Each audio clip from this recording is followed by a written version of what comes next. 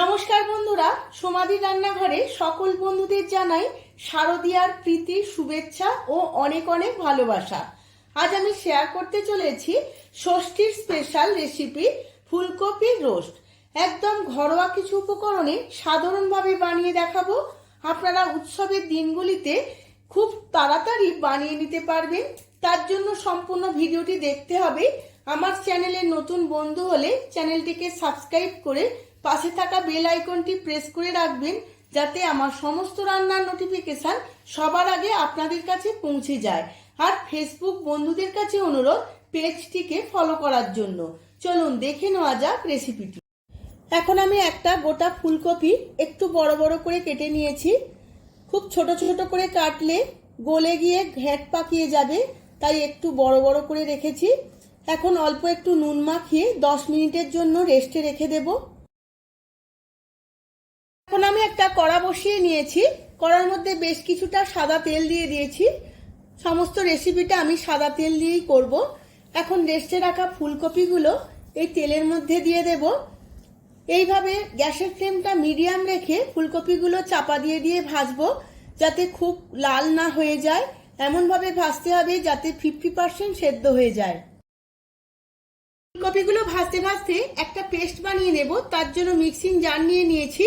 এর মধ্যে দিয়ে দিলাম আগে থাকতে ভিজিয়ে রাখা 50 গ্রাম কাজু, আর নিয়ে নেব পোস্ত আর চালমগজের গুঁড়ো। অল্প একটু জল দিয়ে পেস্টটা বানিয়ে নেব। পেস্টটা আমার রেডি হয়ে গেছে। এখন এর মধ্যে দিয়ে দেব 50 গ্রাম টক দই। টক দইটা দিয়ে আবারও একবার ঘুরিয়ে নেব। ফুলকপিগুলো চাপা খুলে আবারও একবার নাড়াচাড়া করে নেব। আবারও চাপা দিয়ে আরও একটু ভেজে নেব। দেখুন বন্ধুরা, ফুলকপিগুলো আমার একদম ভাজা হয়ে গেছে। এবার তেল ছেঁকে তুলে নেব। ওই একই তেলে দিয়ে দেব একটা তেজপাতা, একটা শুকনো লঙ্কা আর অল্প একটু গরম মশলা। সমস্ত ফোড়নটা খুব ভালো করে ভেজে নেব। ফোড়নটা খুব ভালো করে ভাজা হয়ে গেছে। এখন দিয়ে দিলাম আদা আর কাঁচা লঙ্কা বাটা 2 চামচ। খুব ভালো করে ভেজে নেব। এই সময় গ্যাসের ফ্লেমটা লোতে রাখবো, কারণ তেলের সঙ্গে আদা কাঁচা লঙ্কা ছিটকে বাইরে বেরিয়ে যাতে না যায়।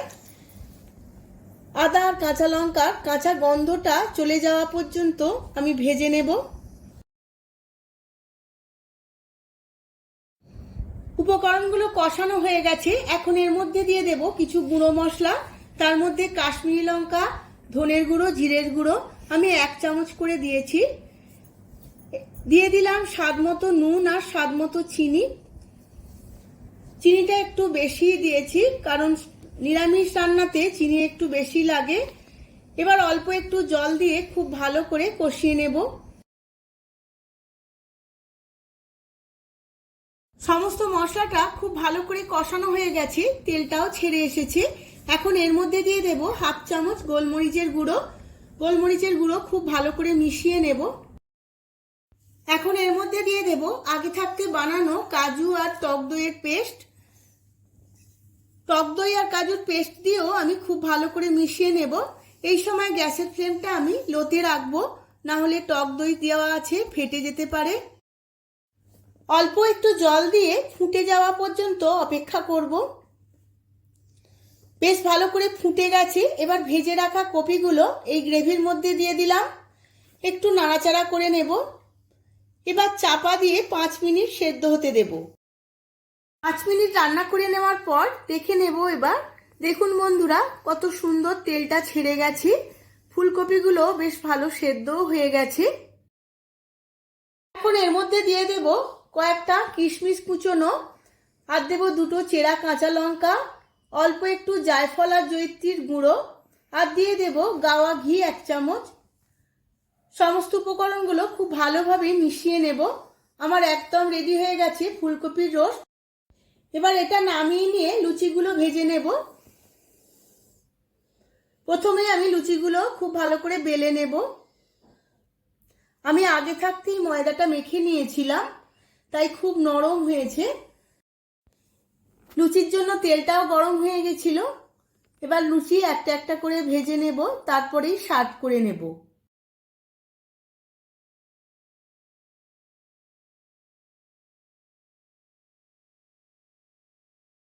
আমি সার্ভ করে নিয়েছি লুচি এবং ফুলকপির রোস্ট।